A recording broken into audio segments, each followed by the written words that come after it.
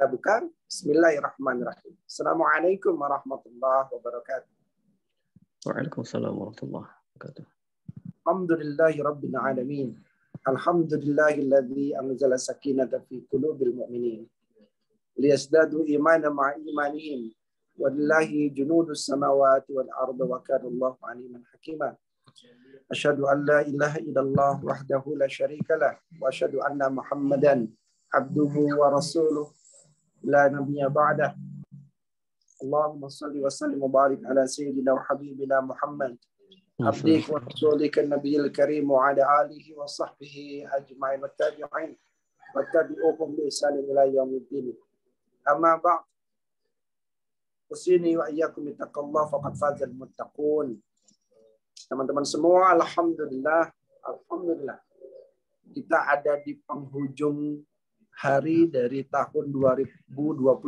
Satu tahun Allah berikan kepada kita semua begitu banyak nikmat. Begitu banyak kebaikan yang Allah berikan. Bahkan pada detik saat ini Allah sedang merahmati kita dengan berbagai macam kucuran rahmat dan karunia-Nya. Semoga Allah sempurnakan nikmat itu dengan pandangan rahmat dan kasih sayangnya kepada kita semua pada kesempatan sore hari ini. Semoga Allah memandang kita dengan belas kasih dan ampunan yang Allah janjikan untuk kita semua, insya Allah.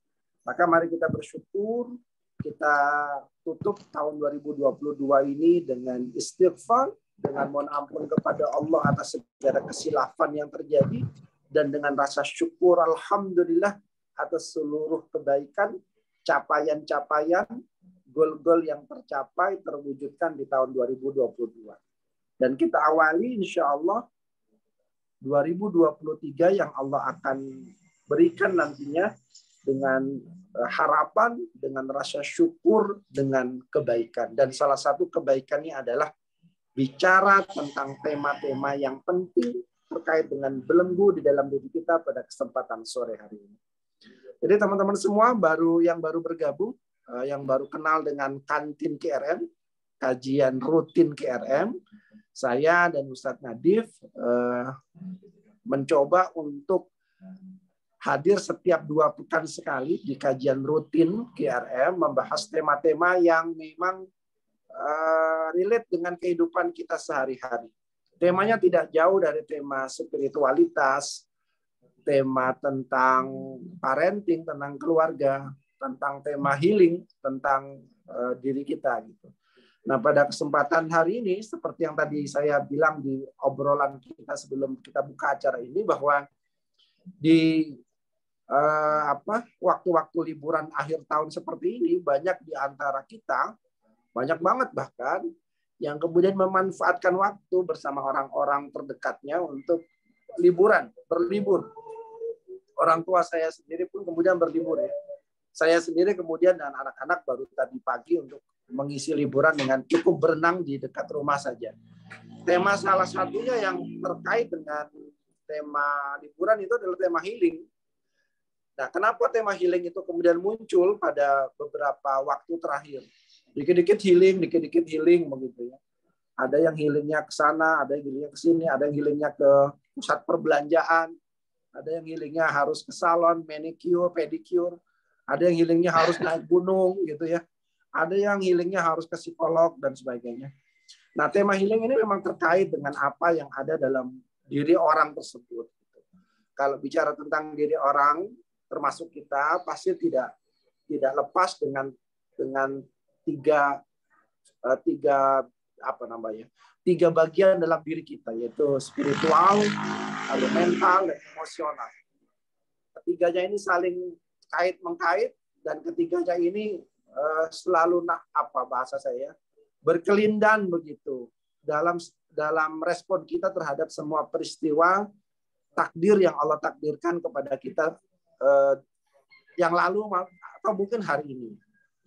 Saya masih ingat Ustaz Nadif, ada seorang, misal ini ya teman-teman ya, saya masih ingat sekali. Ada seorang ibu-ibu yang datang ke rumah dengan keluarganya, dengan anak-anaknya dan satu orang anak laki-lakinya yang bungsu. Mereka hadir itu dengan meraut wajah putus asa plus wajah penuh kemarahan dan kekecewaan. Ustaz tolong diruqyah gitu bahasanya waktu itu gitu. Tolong anak adik saya ini tolong dibantu. Kenapa saya bilang?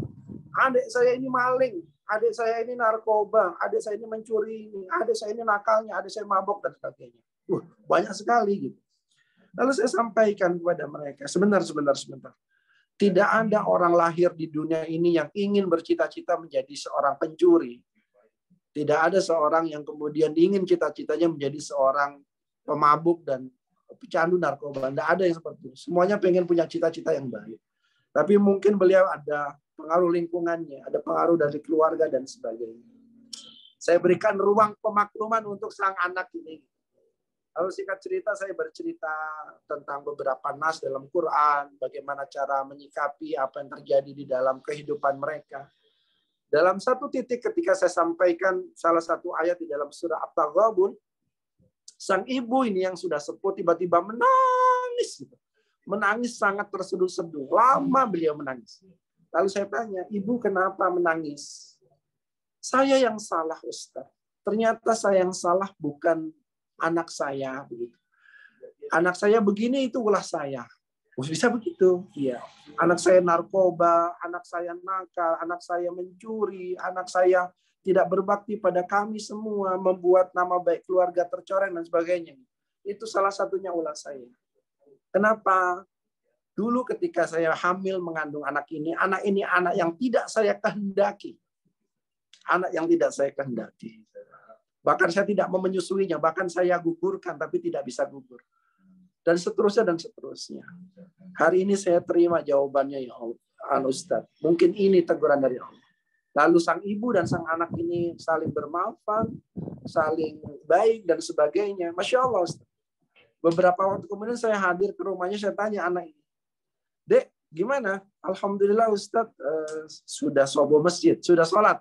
Yang tadinya tidak pernah sholat. Sudah meninggalkan kelompok pemadatnya, kelompok pemabuknya, dan alhamdulillah jauh lebih baik. Teman-teman semua, tema-tema ini terkait dengan belenggu ya, belenggu diri. Nah, kita akan bahas nanti belenggu-belenggu apa saja, efeknya dalam kehidupan seperti apa. Mengapa nanti ada tema spiritual healing di dalam KRM, mengapa tidak bisa online, kenapa harus trainingnya tatap muka secara langsung, mengapa ada pendekatan konseling Quran, konseling Qurani dan sebagainya. Itu semua insya Allah kita coba bahas kupas satu persatu secukupnya waktu bersama guru kita Ustadz Muhammad Nadif Falyani. Buat yang baru kenal, baru hadir, beliau tinggal di Lumajang, Jawa Timur. Beliau founder dari Quranic Emotional Release Method, KRM bahasanya begitu, yang berfokus pada tema-tema terapi Al-Quran yang diterapkan dalam sisi psikoterapi seperti emosi negatif, spiritualitas dan sebagainya. Nah, kita akan coba bahas satu persatu, berkenalan lebih lanjut dengan beliau dari konsep berpikir, dari tema-tema yang beliau bahas.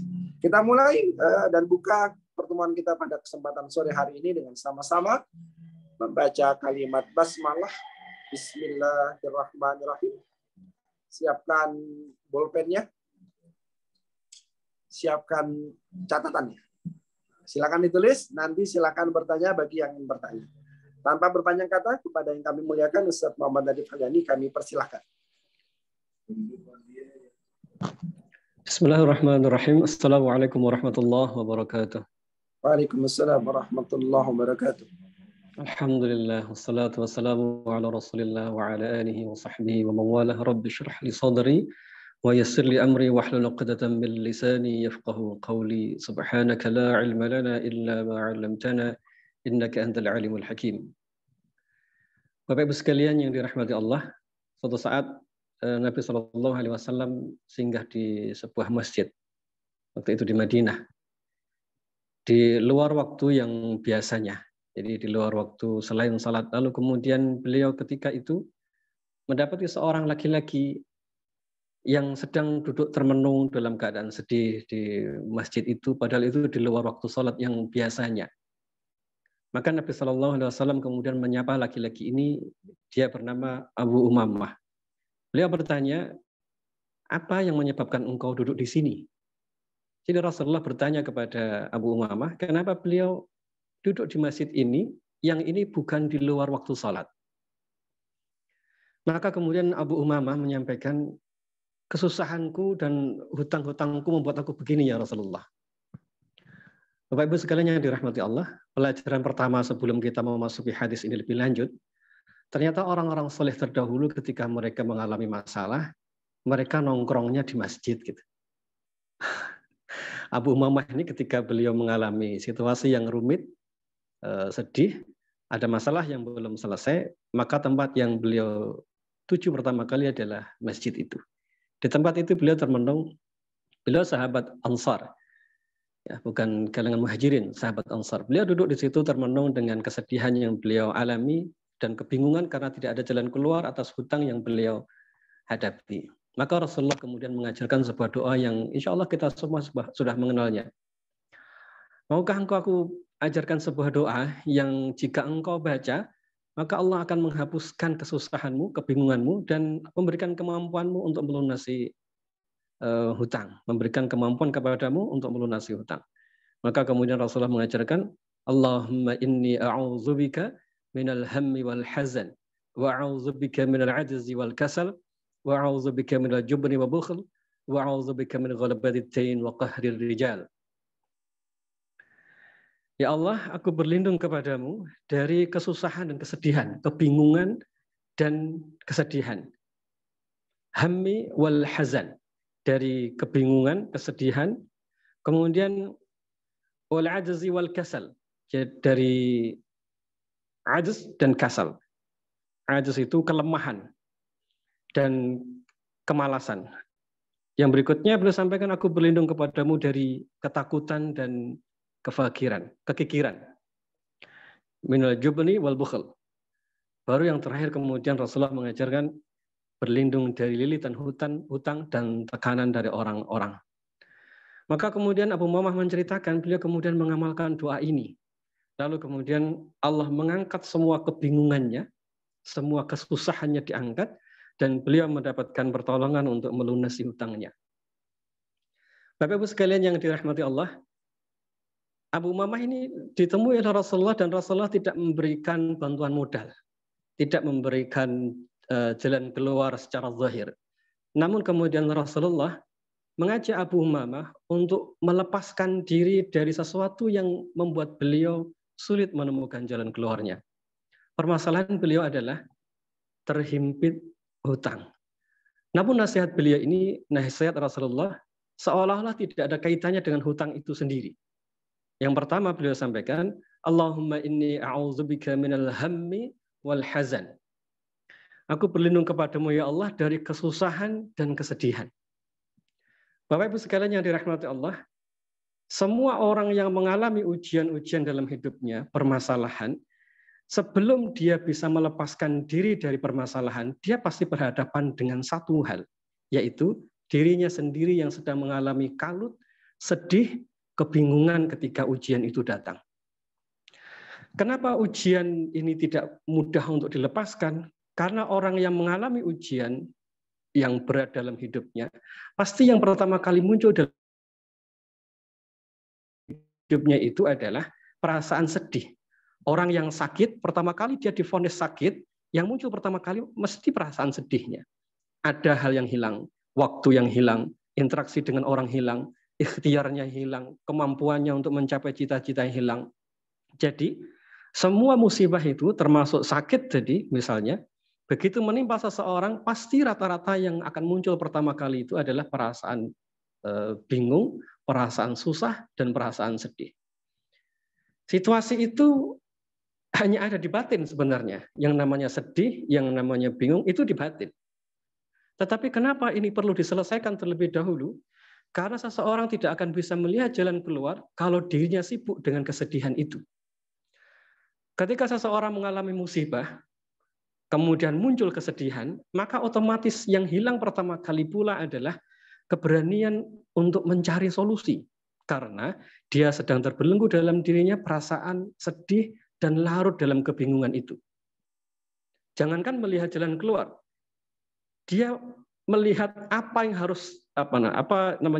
harus terjadi setelah ujian-ujian ini muncul, dia pun tidak bisa memperkirakan. Ketika seseorang mengalami musibah dengan pasangannya, istrinya, anaknya, pasti pertama kali yang muncul itu adalah sedih, bingung. Efeknya apa? Efeknya orang yang mengalami sedih, orang yang mengalami bingung, dia punya peluang untuk melakukan hal yang salah.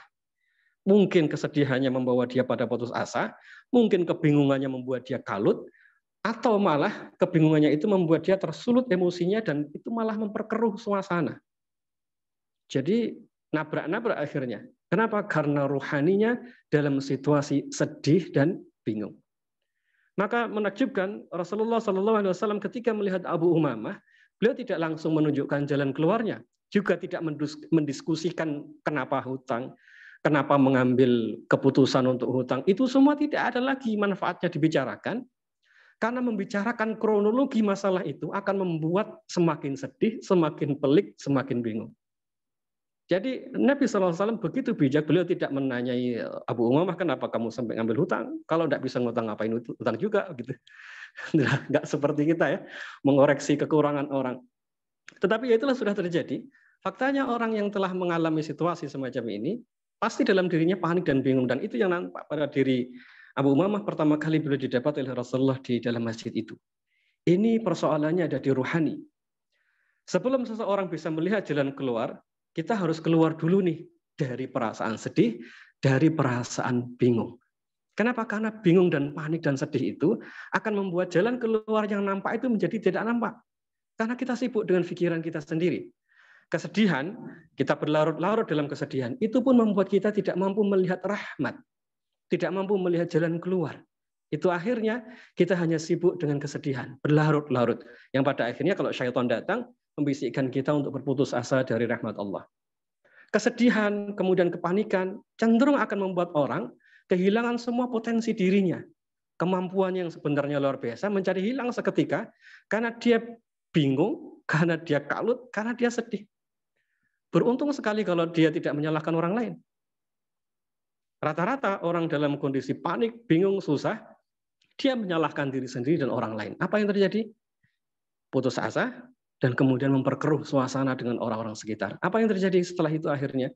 Masalah itu tidak selesai, bahkan bertambah rumit, bahkan bertambah rumit. Coba bayangkan seandainya Abu Umamah itu kemudian kayak kita gitu, mengenai kena hutang lalu pulang ke rumah, nyalahkan istrinya, nyalahkan anaknya, apa yang terjadi? Bisa berantem, bisa berabe gitu. Tapi Masya Allah kemudian Abu Umamah memilih untuk duduk tenang di masjid. Dan kemudian beliau bertemu dengan Rasulullah SAW. Jadi kesedihan, kemudian kesusahan itu akan membuat orang bisa salah langkah. Ekspresinya salah dan keputusannya salah. Makanya kemudian Nabi SAW menenangkan beliau terlebih dahulu, ini yang harus dicabut pertama kali. Apa itu? Tidak boleh bingung, tidak boleh sedih dulu. Kemudian yang kedua kata beliau, wa'audzubika minal ajzi wal kasal. Aku berlindung kepadamu dari ajzi wal kasal. Ajz itu adalah, kata Imam Nawawi rahimahullah dalam syarah Sahih Muslim, dalam redaksi doa yang berbeda tapi kurang lebih sama. Kata beliau, yang dimaksud dengan ajz itu adalah ketidakberdayaan dan betul-betul tidak mampu. Jadi ibaratnya beban itu berat, dia tidak mampu memanggulnya. Jadi secara zahir dia tidak mampu, berat. Jadi tidak mungkin melangkah. Kalau yang jadi itu situasinya di batin. Masih belum jelas di bait yang pertama dalam doa ini, apakah orang ini sebenarnya mampu atau tidak. Problem di ruhani berupa malas dan bingung tadi, dibuang dulu. Namun ada fakta yang kedua, bahwa seseorang tidak bisa menyelesaikan masalahnya, bisa jadi bukan karena dia larut dalam kesedihan, bukan. Tetapi memang betul karena dia tidak punya kemampuan untuk menyelesaikan itu. Ya, dia tidak mampu menyelesaikan problem yang dia hadapi. Ya, lemah. Disebut sebagai oleh Rasulullah dengan ajz, dia lemah secara zahir, secara ikhtiar, tidak punya cukup kemampuan untuk melampaui problem yang dia hadapi. Jadi kapasitasnya tiba-tiba kecil di hadapan problem itu. Jadi dia seolah-olah seperti tidak punya kemampuan untuk menyelesaikan atau melompati problem yang besar itu. Tapi ada yang kedua, kasal. Malas.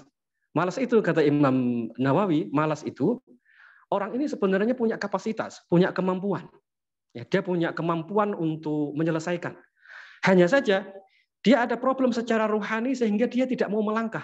Jadi dia punya bahu yang kuat, punya tangan yang kokoh, ya, punya bahu yang kuat, punya tangan yang kokoh, punya kaki yang kokoh. Dia punya semuanya, tetapi dia memilih untuk diam. Entah dengan sebab apa. Mungkin kalau kita bawa ke ranah kita hari ini, banyak orang yang punya kemampuan namun dia enggan untuk mengambil jalan keluar itu. Disebabkan memori masa lalu yang begitu buruk. Khawatir kalau dia melakukan ikhtiar ini, jangan-jangan akan seperti dulu. Ada orang yang takut menikah karena bayang-bayang kalau melihat kedua orang tuanya cerai di masa lalu, berantem luar biasa, ada trauma tentang keluarga, dia punya kemampuan secara fisik, secara finansial, semuanya punya kemampuan. Tapi dia enggan untuk melangkah. Kenapa? Karena dia melihat sesuatu yang buruk di masa lalunya. Bisa jadi karena itu. Jadi orang yang dalam kondisi bait yang kedua ini, dia punya kapasitas, dia punya kemampuan, namun dia tidak mau melangkah. Jadi ada sesuatu yang membayangi dirinya. Entah karena sesuatu yang pernah terjadi di masa lalu, atau yang membayangi dia tidak mau melangkah itu adalah pikirannya sendiri. Jadi dia membayangkan, nanti kalau saya begini akan begitu. Nanti kalau saya menikah, saya akan keluar dari rumah. Siapa nanti yang ngurus ibu? Saya bisa enggak ya menjadi seorang suami? Saya bisa enggak ya menjadi seorang istri? Saya bisa enggak ya ngurus anak? Saya kan sekarang masih bekerja. Bisa enggak saya ngurus semuanya? Jadi semua bayang-bayang itu menutupi pikirannya sehingga dia tidak bisa melangkah. Jadi ini orang yang sebenarnya punya kapasitas, tapi dia tidak mau melangkah sama sekali. Kemudian pada bait berikutnya, berlindung dari jubni wa bukhl. Ini adalah ketakutan dan bakhil. Ketakutan apa? Ketakutan untuk berbuat baik dan amar ma'ruf, kata sebagian ulama. Jadi ketakutan, ketidakberanian untuk melakukan hal yang positif. Ketidakberanian untuk melakukan hal yang baik, yang manfaat untuk dirinya. Kembali ke tema hutang yang dihadapi oleh Abu Umamah. Bisa jadi sebenarnya peluang itu ada di depan mata. Jalan keluar itu nampak begitu luar biasa. Namun dia tidak berani untuk mengambil resiko bahwa itu sebenarnya sesuatu yang maslahat dalam dirinya. Dia tidak berani untuk melakukan itu. Efeknya apa? Karena dia tidak berani mengambil sesuatu yang manfaat, ya otomatis dia akan merugikan dirinya sendiri. Dia sibuk dengan dirinya sendiri. Jadi ini ada jalan keluar, tapi dia tidak berani mengambil. Ada jalan keluar, ada peluang, ada jalan keluar, ada peluang di situ ada rahmat, ada peluang di situ banyak kebaikan, namun dia memilih diam, tidak mau melangkah. Ya karena ketakutan yang dia bikin sendiri dalam pikirannya. Atau kadang karena situasi batin yang sedemikian ini, dia memilih mengambil keputusan merugikan orang lain. Apa merugikan orang lain itu? Bakhil. Jadi dia mengambil sesuatu yang manfaat untuk dirinya, tapi dia masih terbelenggu dengan situasi buruk di masa lalu. Sehingga begitu dia mendapatkan sesuatu ini dipegang mati-matian dan takut kalau dilepas. Dalam kasus-kasus konseling kita kadang menemui orang yang semacam ini. Jadi dia tidak bisa move on, ya, tidak bisa move on dengan masa lalunya. Mendapati orang yang begitu baik, lalu kemudian dengan takdir Allah yang baik ini meninggal. Lalu kemudian hidupnya larut dalam kesedihan bertahun-tahun lamanya. Efeknya dia tidak akan pernah bisa mengambil orang yang baru dalam hidupnya. Ya seolah-olah itu aja yang baik, seolah-olah semuanya tidak ada. Kalau terjadi pada anak-anak muda yang belum menikah, kadang jadi begini. Dia mendapati orang tuanya sangat baik, lalu dia menyangka yang baik itu ya harus seperti bapak dan ibunya.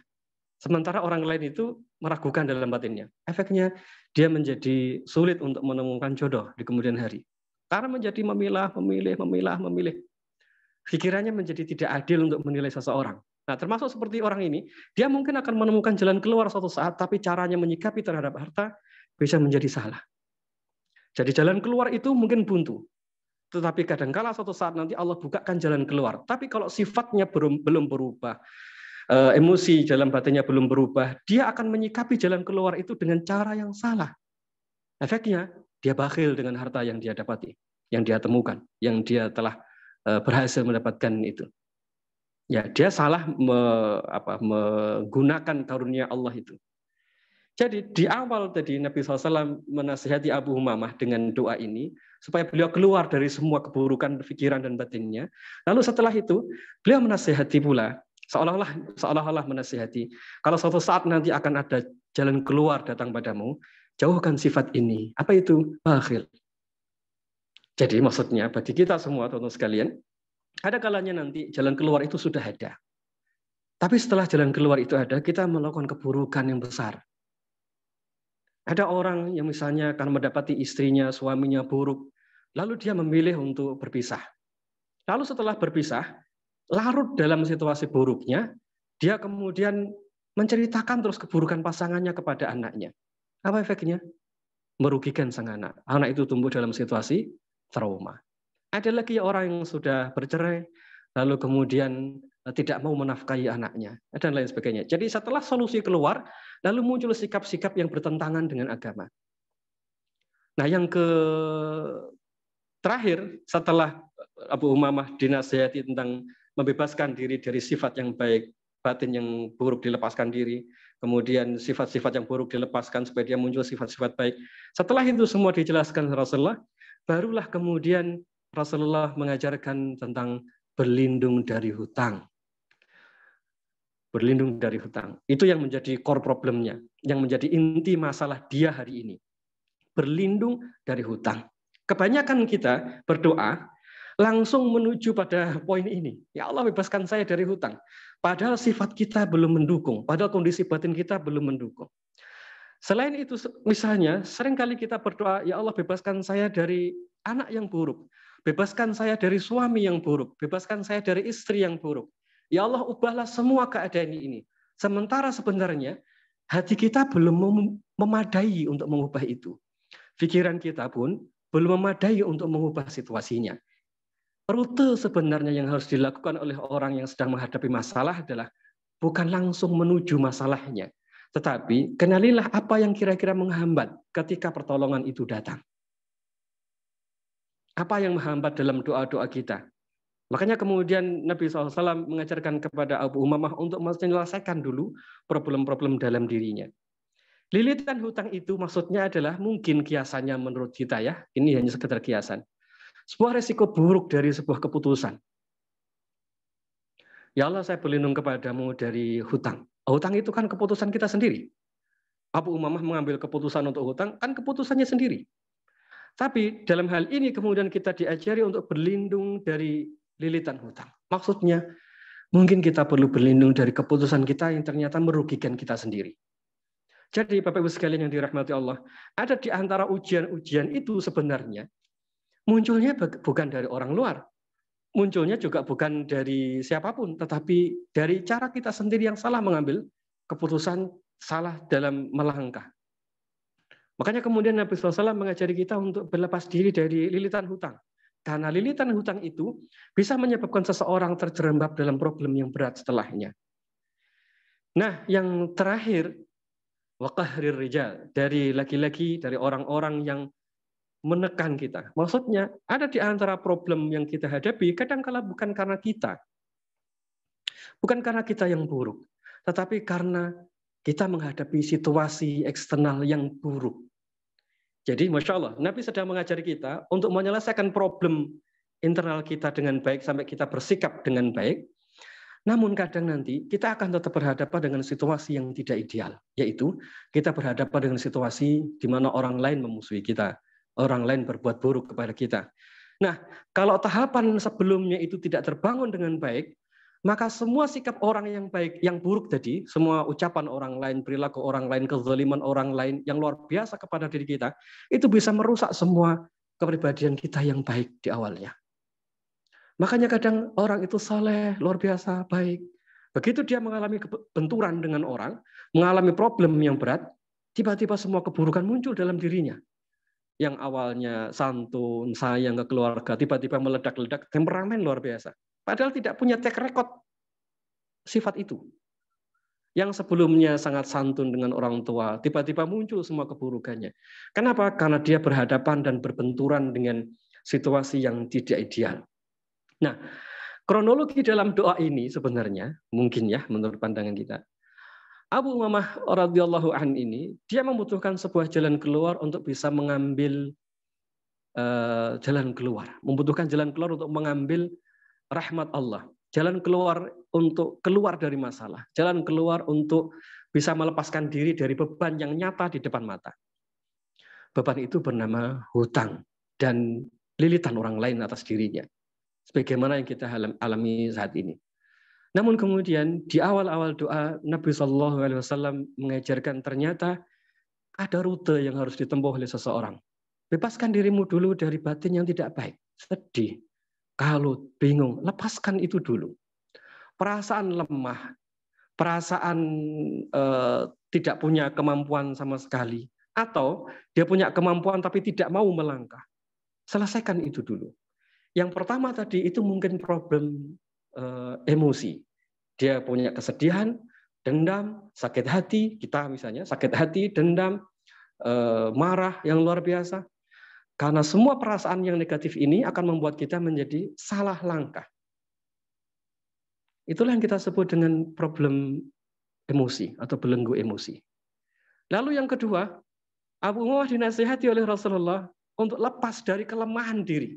Bisa jadi sebenarnya Abu Umamah ini punya kemampuan, tapi dia punya pikiran tertentu, tidak tahu apa itu sebabnya, yang menyebabkan semua potensinya itu tidak keluar. Masalah itu sebenarnya hanya 1 meter tingginya, dan dia atau kita sebenarnya bisa melompat 2 meter. Tiba-tiba semua kemampuan kita untuk melompat 2 meter itu hilang. Entah dengan sebab apa. Bisa jadi memang karena salah cara berpikir, bisa jadi karena salah pemahaman kita, sehingga kita melihat masalah itu seolah-olah memang tidak bisa kita lampaui. Maka inilah yang mungkin yang disebut dengan belenggu mental. Jadi kita ini salah dalam memahami problem, salah dalam menyikapi problem, sehingga seolah-olah problem itu nampak begitu besar sehingga kita tidak mampu untuk melangkahnya. Tidak mampu untuk melampauinya, sehingga batas-batas kemampuan kita menjadi tidak kelihatan. Yang berikutnya, teman-teman sekalian, kita diminta oleh Nabi SAW untuk berlindung dari perasaan, dari sikap-sikap yang negatif, berlindung kepada Allah dari semua problem-problem ini. Ada problem itu yang berasal dari kita sendiri atau berasal dari orang lain. Ini kita menyebutnya problem ini mungkin sifatnya spiritual. Kenapa kita sebut spiritual? Karena memang itu di luar pengetahuan kita semua. Boleh jadi kita sudah menyiapkan diri untuk mengatasi semua masalah, tapi tiba-tiba Allah hadirkan problem yang begitu besar sehingga kekuatan kita runtuh seketika. Dari hadis ini, kita kemudian merenungkan ada 3 poin. Kadangkala seseorang itu menghadapi problem bernama emosi. Jadi emosi yang terpendam dalam dirinya, itu yang membuat seseorang itu lemah. Dia punya kemampuan, tetapi tiba-tiba hilang. Dia rapuh, ngadepi masalah itu gampang drop. Ngadepi konflik itu tidak siap. Kalau sedang sedih bisa larut dalam masalah. Kalau sedang ngadepi problem, dia sangat sulit untuk melihat jalan keluar. Kalau sedang menghadapi masalah, dia sangat sulit untuk melihat rahmat. Isi hatinya itu dipenuhi dengan pikiran yang negatif terus-menerus. Setiap saat yang keluar dari lisannya keluh kesah. Melihat orang lain selalu nampak kelihatan buruk. Ada yang salah dalam dirinya. Ini yang kita menyebut belenggu emosi. Bapak Ibu sekalian yang dirahmati Allah, apakah belenggu yang pertama ini beresiko dalam kehidupan seseorang? Sangat beresiko. Salah satu di antaranya menyebabkan fisiknya lemah. Fisiknya lemah. Nanti insya Allah di lain kesempatan atau di tanggal 15 bisa kita detailkan tentang kenapa fisik itu bisa lemah. Yang kedua, teman-teman sekalian, coba temukan dalam diri kita kalimat ini, betul atau tidak. Orang-orang yang tumbuh dalam situasi emosi negatif banyak, kadang peristiwa hidupnya itu seperti berulang. Garis bawah poin ini. Orang-orang yang mengalami masa kelam dalam hidupnya sejak dia kecil sampai dewasa, dia akan mendapati kehidupannya seolah seperti berulang. Berulang dalam dirinya, berulang pada anaknya, atau berulang pada kehidupannya setelah dia menikah. Entah mengapa bisa begitu, karena ya itu yang kita temukan di lapangan. Seolah-olah yang terjadi di hari ini itu seperti peristiwa masa lalu yang bergulir saja. Nanti kalau direnungkan, ini kan yang dulu. Ini kan kemarahan yang dulu. Ini kan trauma yang dulu. Jadi seperti berulang kehidupan di masa lalu berulang di hari ini. Itu yang menyebabkan akhirnya tiba-tiba kita tidak bisa menikmati pada saat kita ada di rumah kita bersama istri, suami atau anak-anak kita. Karena seperti kita ini hidup di bayang-bayang masa lalu. Kita hidup di sekarang, tapi pikiran kita, sifat kita, kondisi batin kita masih seperti masa lalu.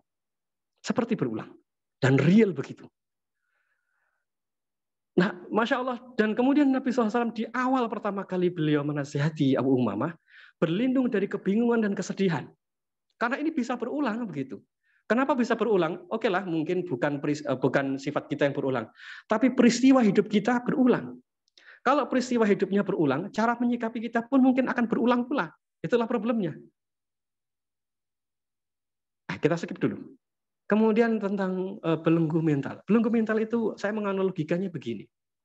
Saudara dan teman-teman sekalian, kalau misalnya kita punya kacamata warna hitam gitu ya, kita punya kacamata warna hitam. Di dalam rumah sedang siang hari.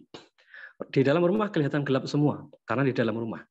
Lalu setelah itu kita berasumsi, keluar rumah dong, ini masih siang. Jam 12 siang, tentu di luar terang benderang dong. Lalu kita buka pintu, lalu kemudian jalan keluar. Ternyata di luar tetap gelap. Paham maksud saya? Jadi kita telah berpindah dari satu fase kehidupan ke fase kehidupan berikutnya. Tetapi kacamatanya sama. Apa yang terjadi? Tetap gelap. Tidak nyaman. Kita hidup bersama orang tua, kita pakai kacamata hitam itu. Sehingga trauma hidup kita, tidak nyaman dengan orang tua, tidak nyaman dengan keluarga kita. Lalu kita menyimpulkan, nanti kalau saya sudah menikah, saya pasti bebas, merdeka. Saya tidak ketemu lagi dengan orang-orang yang ngeselin di rumah ini. Saya mau membangun hidup saya sendiri bersama pasangan saya. Ternyata begitu menikah dengan orang yang kita anggap baru dan kita anggap ideal, bahkan kita sampai mati-matian mempertahankan laki-laki atau perempuan ini sampai kita bermusuhan dengan orang tua kita, karena kita menyangka laki-laki atau perempuan ini akan menyelamatkan hidup kita. Kita anggap hidup kita berubah dengannya. Begitu kita sudah menikah, memasuki rumah yang baru, ternyata kacamatanya masih dipakai. Apa yang terjadi? Suami kita nampak seperti orang tua kita di masa lalu. Istri kita nampak seperti saudara kita di masa lalu. Masih gelap, masih buram. Kehidupannya berbeda, di rumah yang berbeda, tapi yang nampak semuanya sama. Itulah belenggu mental. Ada cara berpikir yang salah, ada kondisi batin yang salah, ada kondisi spiritual kita yang salah. Orang yang mengalami ini, dia akan seperti mengalami benturan dari waktu ke waktu. Seolah dia merasa kehidupannya sudah berubah, tapi berulang. Jadi dia punya kemampuan, dia punya kekuatan, tetapi situasi yang dia hadapi tidak berubah. Akhirnya semua kekuatannya yang dia miliki itu habis untuk menyelesaikan problem hidupnya. Ya mudah-mudahan tidak putus asa. Semoga Allah merahmati. Tapi kadang ada orang yang menghadapi masalah itu dengan situasi putus asa. Dan kita berlindung kepada Allah dari hal ini. Itulah belenggu mental. Jadi kita menyikapi kehidupan yang berbeda, namun kita lahir dari tempat yang belum berubah. Nah, kemudian belenggu spiritual. Belenggu spiritual ini adalah satu-satunya konsep yang ada dalam Al-Quran dan Sunnah. Tidak ada di konsep Barat dan yang lainnya. Bapak Ibu sekalian yang dirahmati Allah, belenggu spiritual itu apa? Belenggu spiritual itu adalah sesuatu yang mengubah rute hidup seseorang. Yang kemarin saya tulis di Q&A itu ya. Sesuatu yang mengubah hidup seseorang. Dia punya harta. Yang dengan harta itu dia berharap itu akan mengubah hidupnya, dia menemukan kebahagiaan dengan harta itu. Tapi tanpa disangka, harta itu justru mengundang musibah terbesar dalam hidupnya. Dia bermimpi suatu saat dia akan menikah, lalu punya keluarga, yang dengan keluarga itu dia berharap kehidupannya akan berubah drastis. Dia menemukan ketenangan yang tidak pernah dia temukan di keluarga sebelumnya. Makanya dia berharap dan bermimpi rumahnya menjadi rumah terbaik dalam hidupnya. Tetapi ternyata rumahnya itu justru menjadi musibah terbesar.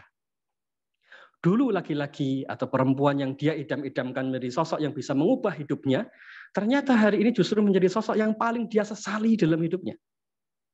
Dia punya anugerah, tetapi tidak bisa menikmati anugerah itu. Dia punya anak yang seharusnya menjadi qurrata ayun, dia menjadi sumber masalah terbesar. Pasangan yang seharusnya menenangkan, sakinah, mawadah, warahmah.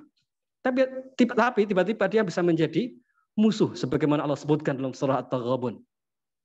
Jadi ini rumit.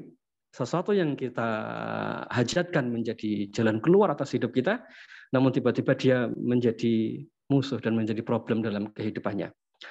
Ada bahasa yang sedikit dramatis yang disebutkan oleh Ibnu Rajab Al-Hambali dalam kitab beliau Jami'ul Ulum wal Hikam. Ada seseorang itu yang dia berharap agar dia selalu mendapatkan pertolongan, perlindungan dari orang-orang yang terdekat, orang-orang di sekitarnya. Namun kemudian Allah justru mendatangkan ujian, masalah, problem, justru dari orang-orang yang paling dia nantikan pertolongannya. Jadi kita menghadapi problem justru terkadang dari orang-orang yang ada di sekitarnya. Inilah yang kita sebut dengan belenggu spiritual.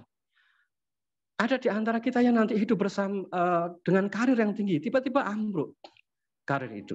Harta banyak di rumah, rekening luar biasa, harta semua sudah kita kumpulkan. Namun kadang kita lebih memilih tidur di masjid karena di sana lebih menenangkan. Karena begitu kita di rumah, semua rebutan dengan harta. Semua hanya memikirkan harta. Kita kadang mengimpikan hal kecil, pagi dibuatkan kopi oleh istri, itu tidak pernah ada, ruwet yang ada di rumah. Nah, itulah belenggu spiritual. Kita tidak pernah menyangka misalnya, kita sudah menyekolahkan anak di sekolah yang terbaik. Kita temukan dengan guru yang terbaik. Kita berikan pendidikan dengan pendidikan yang terbaik. Namun tiba-tiba, begitu anak ini dewasa, anak ini berdiri di hadapan kita dan menjadi musuh kita. Ini tidak linier. Paham ya, tidak linier ya. Logikanya itu kalau orang tua ngajari baik, mestinya anaknya baik. Gitu. Kalau orang tua ngajari sopan santun, mestinya anaknya sopan santun juga. Kalau orang tua ngajari matematika, mestinya anaknya pintar matematika. Ini linier. Begitulah pula, kita pergi pagi, pulang sore, kemudian malam masih menemani anak, tidur bersamanya. Begitu kuliah, dia datang pulang ke rumah kita, tiba-tiba dia menjadi musuh. Dan tiba-tiba doa kita berubah. Yang dulu kita berdoa pada Allah, ya Allah, berikan masa depan yang baik padanya. Jadikan dia anak mendidikan salat. Tiba-tiba hari-hari ini begitu dia datang ke rumah, doa kita berubah isinya. Ya Allah, berikan dia hidayah. Ya Allah, lembutkan hatinya. Ya Allah, jadikan dia berbakti padaku. Tiba-tiba doanya berubah semua. Jadi ada penyebab yang kita tidak pernah mengerti. Yang itu di luar jangkauan akal kita. Dan dia berubah. Begitu saja. Orang tua berubah, istri berubah, anak berubah. Yang mereka berubah di luar kemampuan kita semua. Salah satu saya ingin cuplikan salah satu hal saja. Yang disebutkan oleh Imam Qurtubi Imam Az-Zahabi dalam buku beliau Al-Kabair. Suatu saat Allah SWT sedang dialog dengan Nabi Musa alaihissalam. Berdialog dengan Nabi Musa alaihissalam. Nabi Musa alaihissalam bertanya dan kemudian Allah menjawab dan Allah menyampaikan salah satu hal. Siapa yang dia berbakti pada kedua orang tuanya, maka dia akan diberikan rezeki seorang anak yang berbakti kepadanya. Dan siapa yang berdurhaka pada orang tuanya, maka dia akan mendapatkan rezeki seorang anak yang durhaka kepadanya. Ini di luar nalar. Kita sudah nyekolahkan di sekolah yang baik, memberikan rezeki yang baik, didik dengan baik, belajar komunikasi, belajar parenting, macam-macam. Tapi ternyata di rumah kita bermusuhan dengan kedua orang tua kita sendiri. Apa yang terjadi? Rute kehidupan kita tiba-tiba suatu saat nanti berubah. Yaitu kita berhadapan dengan anak kita sendiri. Itulah disampaikan oleh Imam Az-Zahabi dalam kitab beliau Al-Kabair. Ini yang kita sebut sebagai belenggu spiritual. Tidak bisa dinalar, tidak bisa diperkirakan. Tapi hanya disebutkan oleh Al-Quran dan Sunnah. Nah, 3 hal itulah yang perlu dibahas. Kenapa tidak kita bahas secara online? Karena kita perlu ngobrol orang per orang. Karena kita perlu nulis, saya ada masalah apa, kita perlu diskusi. Itu persoalannya. Kenapa kemudian saya menghindari membahas hal ini di forum online? Karena kita perlu ngobrol person to person untuk menemukan titik masalah yang ada dalam diri kita. Allah alam bisawab. Itulah gambaran yang mungkin terlihat dari doanya Abu Umamah. Allahumma inni a'udzubika minal hammi wal hazan dan seterusnya. Itu adalah melepaskan diri dari belenggu emosi yang mungkin melekat pada diri seseorang ketika dia mengalami masalah, atau belenggu mental ketika seseorang menghadapi masalah, sebenarnya dia tahu jalan keluar, dia punya potensinya, tapi dia tidak bisa melangkah karena dia terbelenggu oleh belenggu mental. Dan yang ketiga, belenggu spiritual. Dia punya semuanya, tapi dia tidak bisa menghindarkan dari datangnya musibah di kemudian hari. Wallahu a'lam bishawab. Masya Allah, Tabarakallah Rahman. Detail kali Ustaz, Masya Allah. Teman-teman semua, Alhamdulillah. kalau teman-teman menyimak dari awal sampai akhir, kita sudah ketemu benang merah apa yang terjadi dengan diri kita dan kehidupan kita, insya Allah. Siapa di antara kita yang begitu banyak kemudian mengambil banyak keputusan yang salah. Lalu ketika sadar bahwa keputusan yang salah itu menghadirkan sesuatu yang buruk, kita kemudian tidak terima resikonya. Lalu terbelenggu dengan belenggu yang pertama. Belenggu emosi, sedih, kalut, kacau. Padahal itu semua gara-gara keputusan kita yang salah. Tapi yang menarik Ustaz, dari semua rangkaian penjelasan doa ini, ada satu hal yang membuat kemudian harusnya teman-teman bergembira. Masalah Abu Umamah yang begitu besar dengan segala kerumitan dalam rohani dan pikirannya. Kalau bahasanya Ustaz itu belenggu emosional, belenggu mental, dan belenggu spiritualnya. Tapi dalam kisah itu selesai masalahnya. Kenapa? Karena kemudian kalimatnya adalah Allahumma. Karena kalimatnya adalah menyandarkan totalitas seluruh problem itu kepada Allah. Jadi teman-teman, apa kabar gembiranya? Busronya apa? Bagi kita yang gampang sedih, bagi kita yang punya problem traumatik di masa lalu, punya problem emosi negatif, punya masalah dengan keluarga mungkin karena komunikasi yang kemudian tidak baik dan sebagainya. Ketika Tuhan kita masih sama, yaitu Allah Jalla Jalaluh, insya Allah kita akan kemudian menemukan hal yang sama dengan Abu Umamah. Tinggal mau tidak kemudian kita menjalani prosesnya sebagaimana Abu Umamah menjalani prosesnya. Ini menarik sekali, Masya Allah. Saya justru tertarik dengan kalimat ini, Ustaz.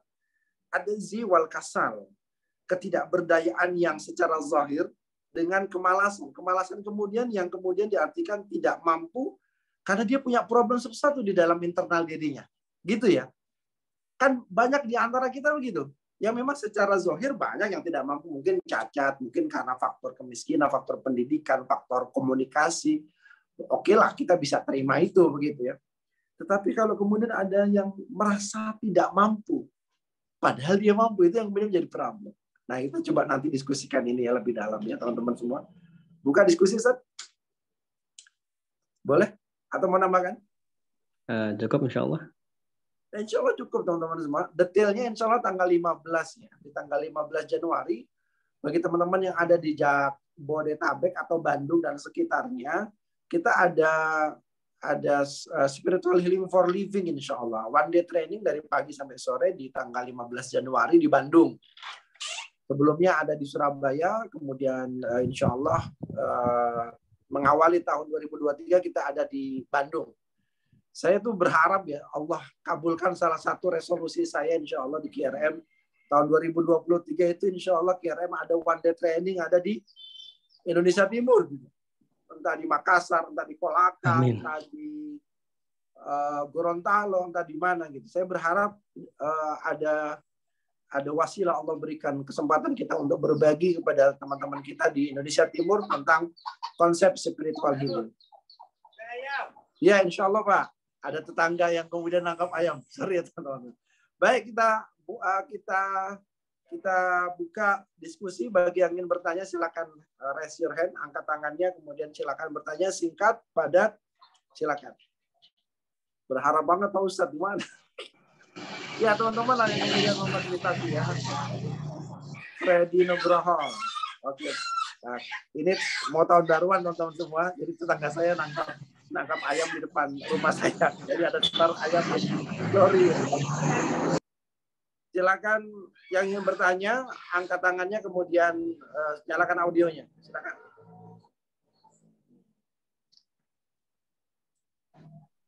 Apa sekedar sharing aja, bisa diadakan di area Jawa Tengah, Surakarta enggak Ustadz? Apaan? Kalau ke Bandung jauh banget. Apaan Ustadz?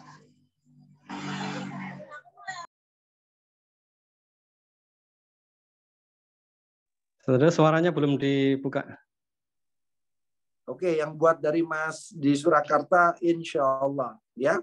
Kami belum menemukan EO-nya ya, event organizer dari teman-teman alumni untuk sekitar Joglo Semat, ya, Jogja, Solo, Semarang dan sekitarnya. Semoga nanti ketemu nanti ya.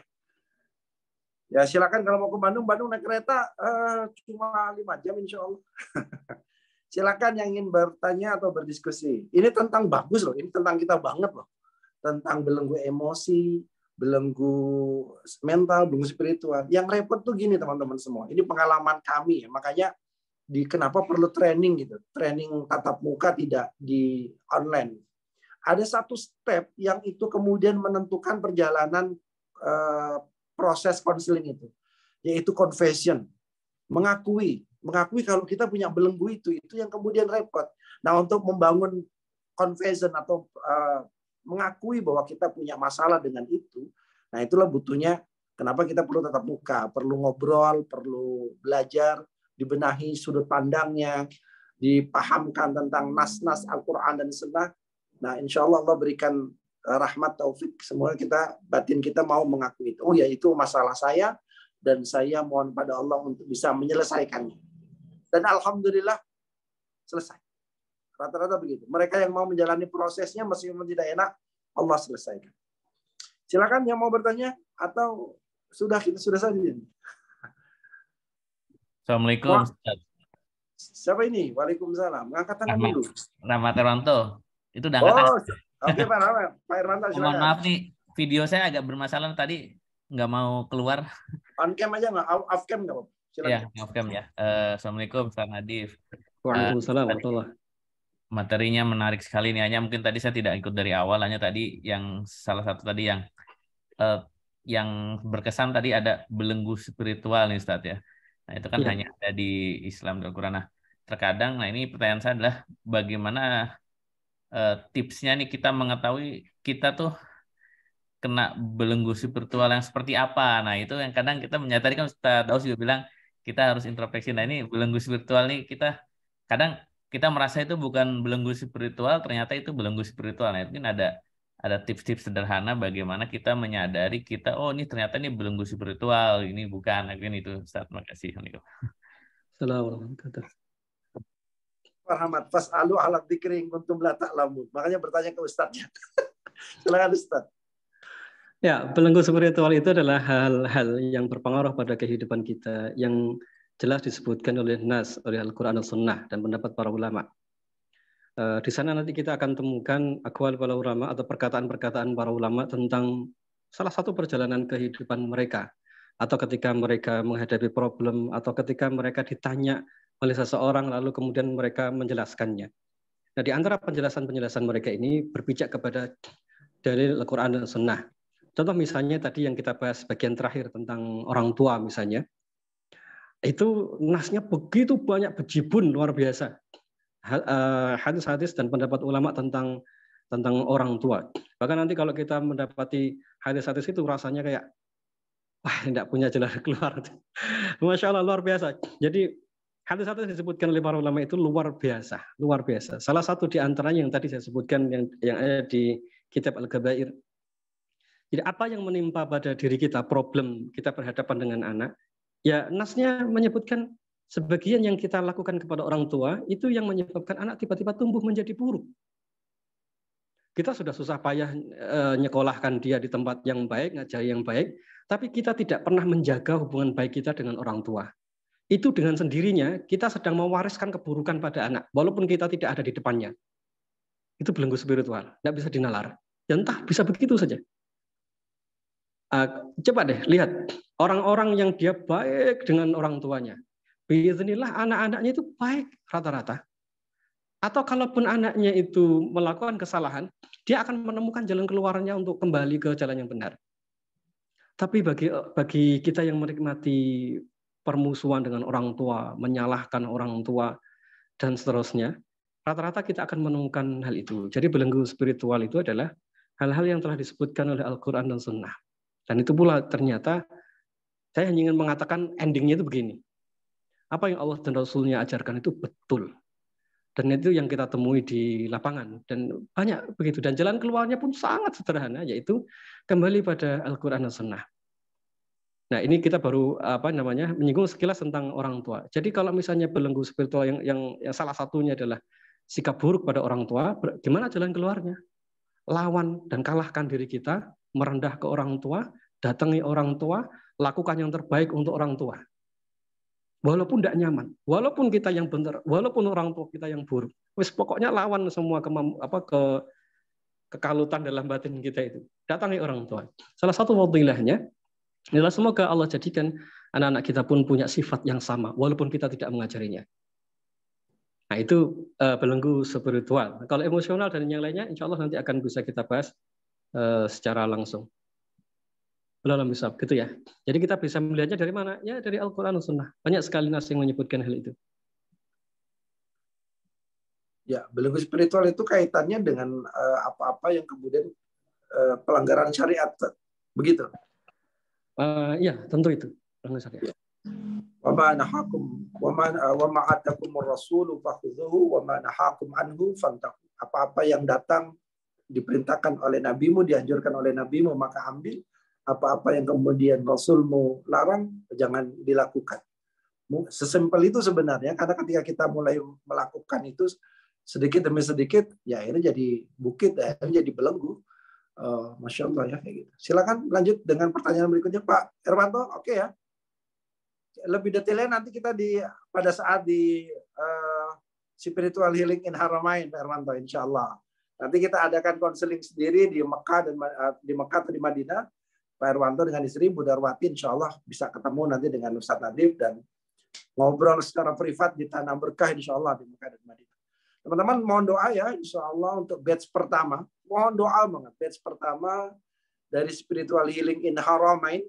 Spiritual Healing in Haramain insya Allah umrah pertama bersama KRM membahas belenggu diri itu ada di tanggal 5 Februari. Kami mohon doa restu dari teman-teman semua agar dimudahkan perjalanan ini dan kembali dengan selamat membawa keberkahan, membawa rahmat, kebaikan dan ampunan dari Allah Subhanahu wa taala, menjadi pribadi-pribadi baru para jamaah 45 orang menjadi pribadi-pribadi baru yang menebarkan kebaikan dan keberkahan tidak hanya untuk dirinya tapi juga untuk keluarga dan masyarakatnya. Nanti teman-teman bisa nabung ikut batch yang kedua insya Allah di bulan Oktober 2023, 10 bulan yang akan datang insya Allah. Lanjut pertanyaan berikutnya. Teman-teman dari Indonesia Timur deh, dari Sulawesi deh, boleh deh silakan. Siapa yang menunjuk tangan kah? Silakan, yang pengen bertanya dari luar negeri lagi, dari Indonesia Timur ada? Tadi saya membaca salah satu chatting dari dokter siapa ya? Bentar. Kirim brosur umrohnya Ustadz. Oh ya siap. Nanti japri saja ke nomor saya ya. Oh ini Ustadz dari bagi anak yang tidak diinginkan oleh orang tua. Lalu bagaimana sikap anak yang sebaliknya dilakukan menghadapi orang tua seperti ini Ustadz? Itu ada pertanyaan Ustadz. Baik. Itu sebenarnya nanti pembahasannya sangat panjang ya tentang. Karena ini bukan sekedar soal secara teori kan begini. Oke lah, secara teori anak itu berbakti sama orang tua. Tapi gimana caranya gitu? Ya. Dalam situasi orang tua yang sangat buruk, bahkan kita tahu orang tua pernah tidak menginginkan kita misalnya. Itu kan nohok banget. Nah, bagaimana caranya supaya kita bisa melepaskan diri? Ya secara teori karena keterbatasan waktu. Secara teori seperti yang tadi saya sebutkan, belajarlah untuk melawan diri kita sendiri. Jangan turuti semua nafsu, jangan turuti ego. Yang harus kita turuti adalah apa yang Allah dan Rasulnya ajarkan. Saya melihat orang tua saya benci ke saya, Pak. Saya melihat orang tua saya betul-betul tidak menginginkan saya dari sejak kecil, Pak. Tutup mata, tutup telinga. Ikuti apa yang Allah dan Rasulnya ajarkan.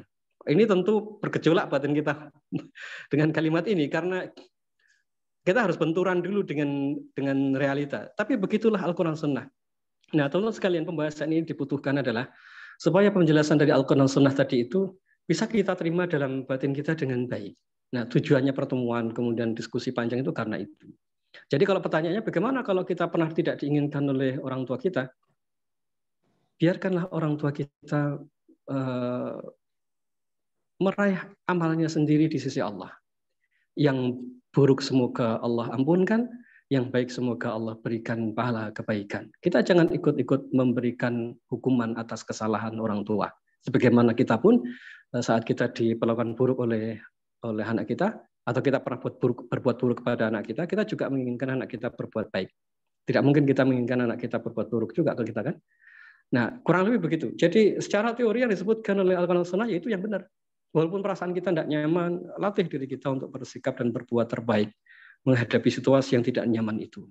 Jangan dituruti dan jangan berusaha untuk membalasnya. Apalagi mengungkapkan, misalnya, Ibu, Bapak sama Ibu dulu pernah tidak menginginkan saya dan sekarang saya memilih hidup saya sendiri. Nah, itu jangan sampai. Itu nanti nabrak-nabrak hidup kita. Betul-betul akan nabrak-nabrak kehidupan kita. Jadi bismillah, apa yang Allah dan Rasulnya ajarkan, itu lakukan. Gitu ya, ini sekilasnya begitulah insya Allah. Secara teori begitu. Resiko paling besarnya adalah ketidaknyamanan di batin. Itu saja kan Ustaz. Ketimbang kemudian mengambil resiko berbuat buruk yang justru mengundang murkanya Allah.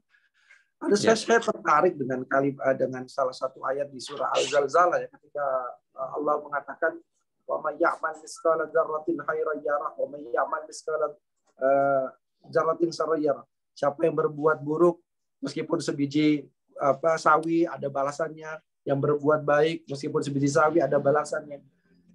Kalau kemudian kita ngambil sudut pandang itu, ternyata ya kita harus melatih diri kita. Seburuk-buruknya orang tetap ada kebaikan yang perlu kita kemudian apresiasi. Ya. Sebaik-baiknya kita tetap ada keburukan yang kemudian kita harus juga sadari. Gitu. Jadi teman-teman semua melatih sudut pandang seperti ini. Allah saja melihat hambanya dengan sudut pandang itu loh. Oh iya ini dia buruk gitu, tapi dia pernah ada baik. Misalkan salah satu kisah yang dijadikan dalil maulid tentang Abu Lahab yang kemudian bergembira pada saat lahirnya Nabi Muhammad SAW. Tetapi itu kisahnya ada dan kebaikan itu kemudian menjadi diringankan siksanya pada saat hari Isnin. Nah teman-teman semua melatih diri kita untuk kemudian seburuk-buruknya orang, apalagi orang tua, banyak kebaikannya, sebaik-baiknya kita tetap ada keburukannya gitu. Ya, kita harus coba latih itu sehingga kita jadi balance, lebih seimbang, lebih lapang dalam melihat segala sesuatu. Ada pertanyaan lagi nih, Ustaz. Menarik ini. Ini yang tadi seharusnya kita sampaikan tapi kita skip ya. Bismillah, afwan Ustaz, bagaimana cara efektif? Nah, ini sudah kalimatnya bagaimana cara efektif ya. Move on dari belenggu tersebut yang imbasnya sudah ke fisik. Fisiknya melemah, penyakit pun bermunculan. Padahal sudah berusaha keluar dari belenggu jiwa yang menghimpit. Belenggu jiwa yang menghimpit. Banyak cara dilakukan dengan memperbaiki ibadah semampunya, termasuk zikir pagi dan petang. Ruqyah mungkin salah satunya. Bahkan sudah ke dokter. Tapi hasilnya pun nihil, Ustaz. Nah ini, hasilnya pun nihil. Ini perlu kita buat ya. Apa yang salah di diri anak ya, Ustaz? Hal tersebut nyaris membuat putus asa. Sudah 7 tahun dalam belenggu ini. Mohon solusinya. Nah, ini banyak sekali Ustaz dari beberapa bold. Highlightnya silakan bisa kita bahas untuk ringkasnya.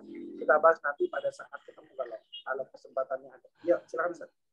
Baik, yang pertama dan ini yang paling awal harus diambil.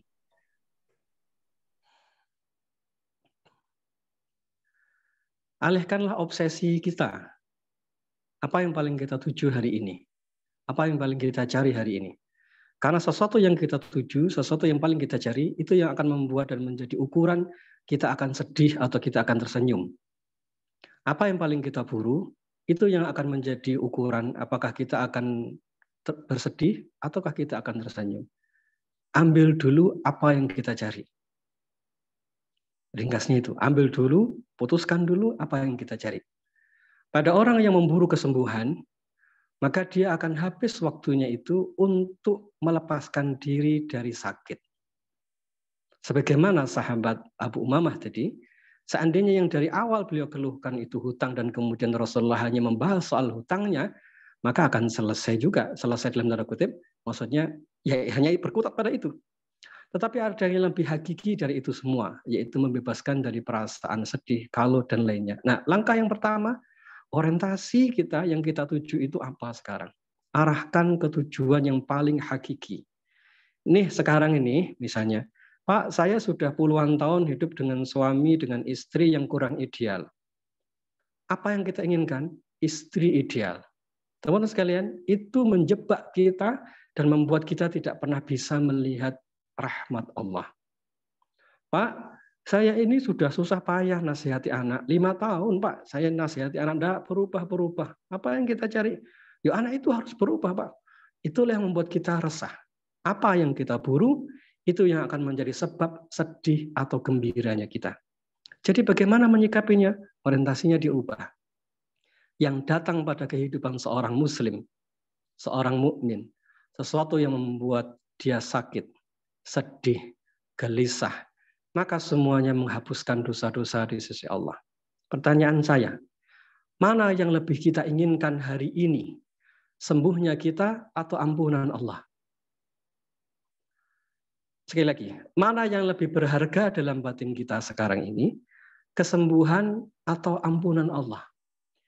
Jika ampunan Allah itu jauh lebih berharga, lebih kita buru dalam batin kita, maka insya Allah yang namanya ujian tadi menjadi nomor 2. Dan tidak perlu kita pertimbangkan terlalu jauh. Bapak Ibu sekalian, apa yang kita cari dengan puasa Ramadan? Ampunan.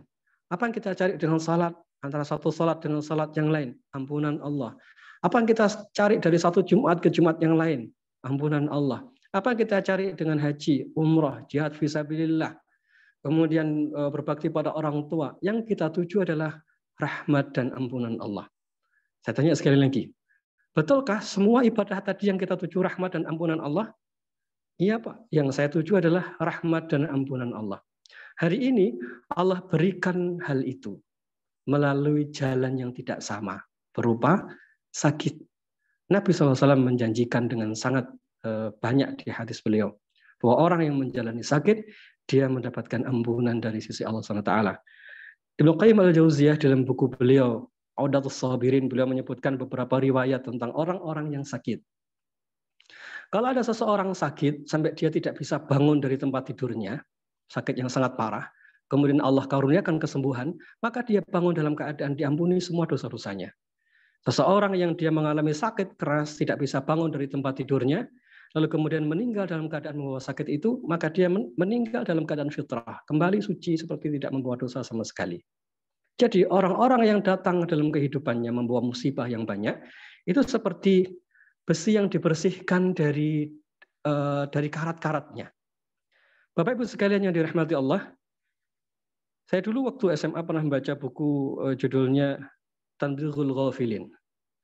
Tanbihul Ghafilin. Di situ ada kisah tentang ahlul afiyah dan ahlul musibah. Orang-orang yang semasa hidupnya penuh dengan musibah, dan ada orang-orang yang semasa hidupnya mendapatkan kenikmatan dan kesehatan. Kedua kelompok ini kemudian nanti di akhirat mendapatkan balasannya masing-masing. Ahlul afiyah jadi, ahlul afiyah yang sehat tadi, ketika dia di padang mahsyar, ketika melihat ahlul musibah mendapatkan anugerah yang banyak, dia iri. Kenapa? Karena anugerah yang diberikan Allah kepada ahlul musibah tadi begitu banyak, melebihi dari dia sendiri. Lalu kemudian dia sampai mengatakan, ya Allah, berikan aku kesempatan untuk hidup di muka bumi lagi. Dan biarkanlah aku dikalahkan oleh musuhku, tubuhku dicincang-cincang, digunting-gunting oleh musuhku. Karena dia melihat bagaimana pahala dan anugerah yang Allah berikan kepada ahlul musibah tadi. Maka bagi ibu yang hari ini sakit, bagi kita semua yang sakit, kalau selama ini kita meratapi sakit itu, sekarang gantilah dengan perasaan, setiap sakit itu terasa, dosa-dosa kita berguguran. Sampai kapan? Sampai mudah-mudahan kita menghadap kepada Allah SWT tanpa membawa dosa.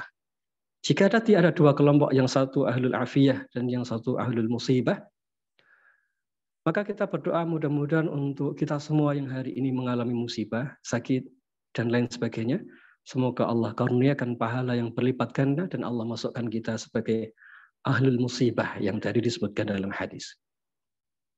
Ya, cara pandangnya begitu. Bagaimana cara move on-nya? Itu saja dulu lakukan. Itu saja dulu lakukan. Ubah sudut pandang kita, ada banyak kebaikan yang akan Allah berikan untuk kita semua, insya Allah.